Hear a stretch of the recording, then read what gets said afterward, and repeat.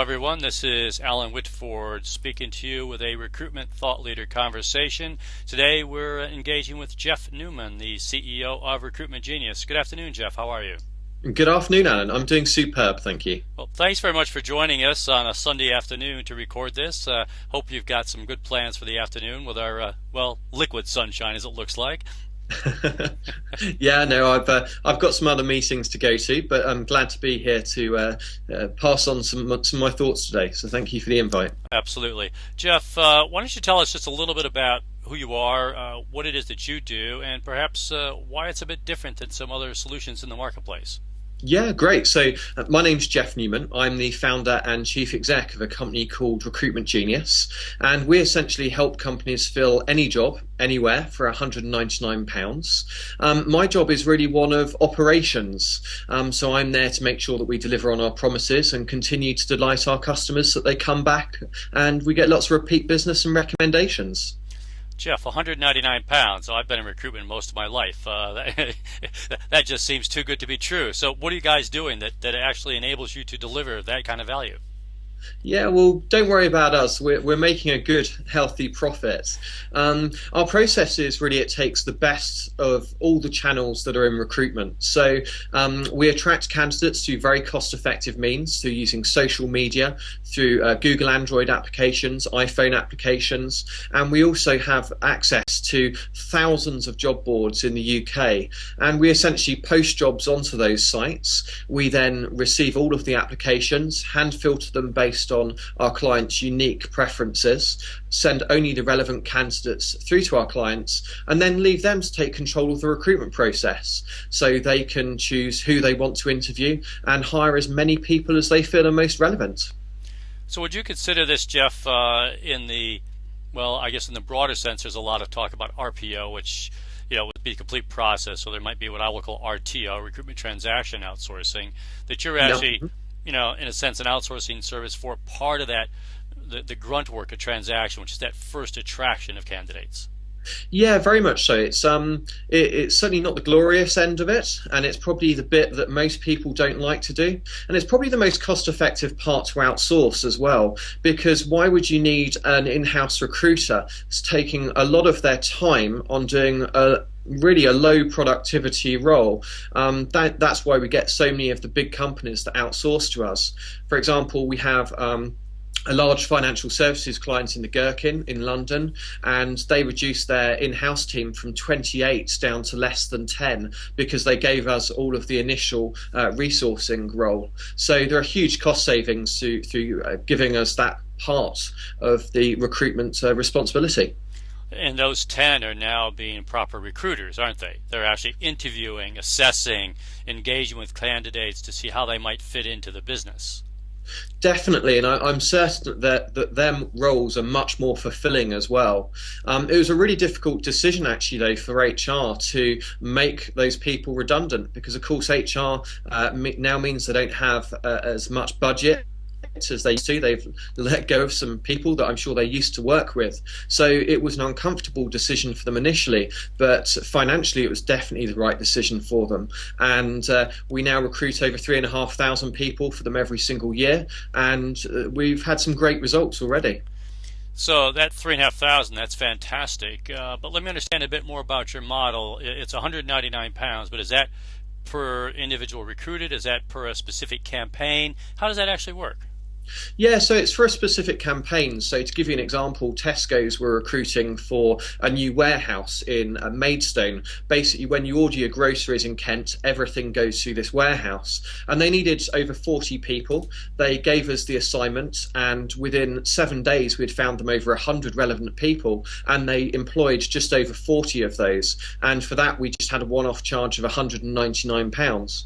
We kind of think it's a bit unethical to charge on a per-head basis, because it takes us absolutely no more work to achieve that, but it would also increase our costs if we did want to start monitoring how many people they were recruiting, because we'd need to manage all of the candidate communication, follow up with every single client, etc. So it would actually mean we wouldn't be able to deliver the service for £199 if we wanted to do it on a per head basis. Well, I'm sure this is causing a bit of consternation in the marketplace, but which is not a bad thing. I think certainly we've seen No. a lot of new models in the market over the last 12 to 18 months. What Yeah. you're doing, some of the vacancy sharing type models, the business exchange models, which I think is healthy for our market to try and, I guess, make some changes to how people react. But we've also Definitely. seen, I guess 2 or 3 years ago, there was a lot of similar presented services, I guess you would call it, in terms of resourcing or researching the candidate base, all being done offshore. Now, are you doing that, or are you doing that with local hires? Yeah, we made the mistake of doing that initially. We offshored to Islamabad. We had some terrible problems. Whilst we don't discriminate based on gender, many of the people couldn't even differentiate whether an application was from a male or a female. They couldn't even determine the difference between how far away London was from Manchester. And I know that a lot of would-be competitors still make that mistake. So we learnt from that. We brought it back in-house, and we've now got a team of permanent resources and also temporary resources that come on board. They're all based here in our office in Sevenoaks in Kent, and they screen all of the job applications. And interestingly, we have quite a few people with disabilities on the team. We purposely recruit people with forms of autism or Asperger's syndrome because they don't mind not interacting with people and being really focused on their task, and they're incredibly good at it. And that means that we don't have a really high staff turnover of people looking for high amounts of promotions.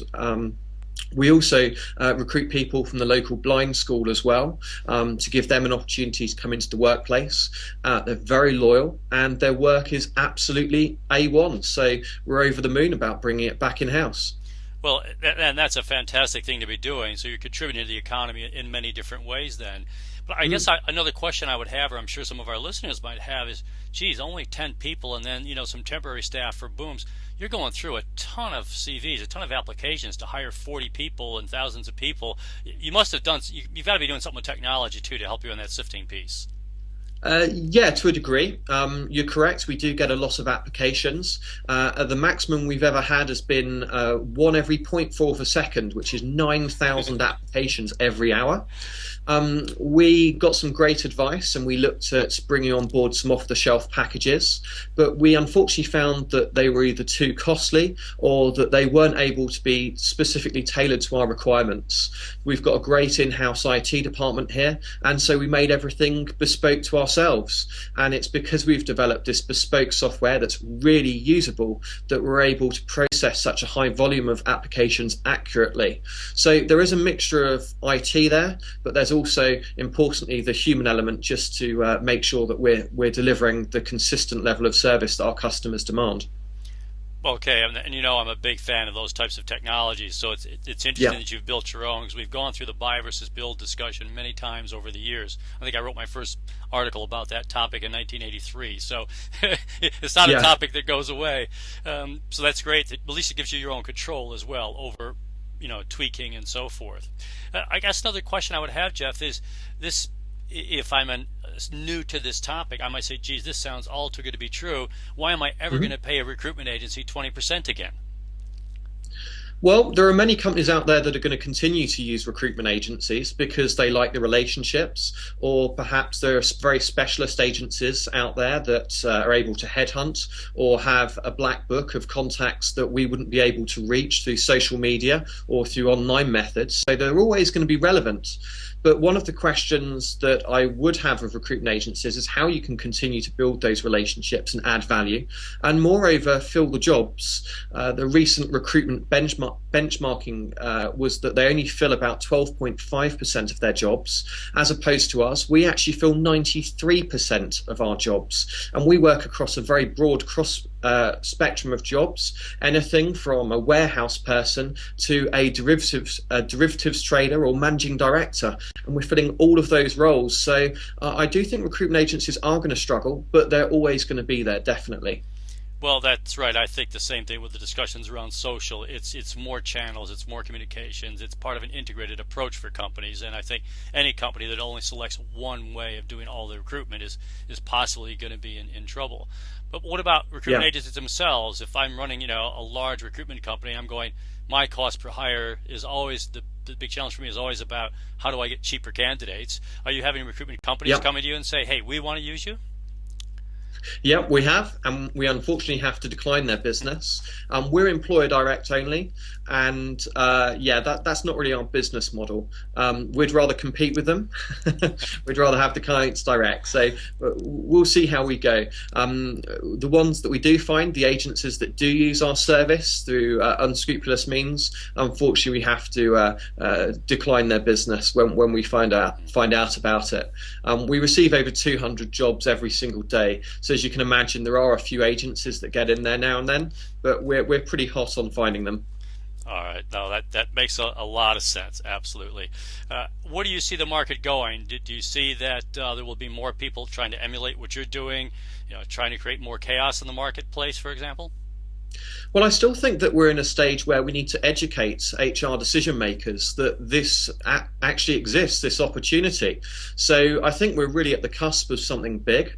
We're not actually seeing that many competitors come into the market now. A lot are struggling to make a profit from this. And so I'm hoping there won't be that much more competition. But I'm sure when they see the results that we're having in the market, that many others are going to follow us. And at that point, we'll look forward to some more competition. And I think that's going to be really healthy to keep us on our toes. Otherwise, we may get a little bit relaxed and rest on our laurels, which is something our customers don't deserve. Well, and I think you're absolutely right about competition in the market. I've been on the soapbox enough times with a new product to the market. It's a very lonely spot if you're the only one, because you spend half your time educating instead of actually delivering the service. So 2 or 3 more could at least help create the expectation in the market, and competition is healthy. Very Geoff, much so. been fantastic speaking with you today. Listen, how can people find you? What's the best way to get hold of you? One of the best ways is to go to our website, which is recruitmentgenius.com. On there, you'll find all of our contact details. We're also on Twitter. Our tag is Recruit Genius, and good old LinkedIn. And we've even got a Facebook page. So please do give us a call if we can be of any help. Great. Geoff, I appreciate your time today, and I look forward to talking to you soon. Thanks very much. Thanks very much. Right. Cheers, Alan. Bye.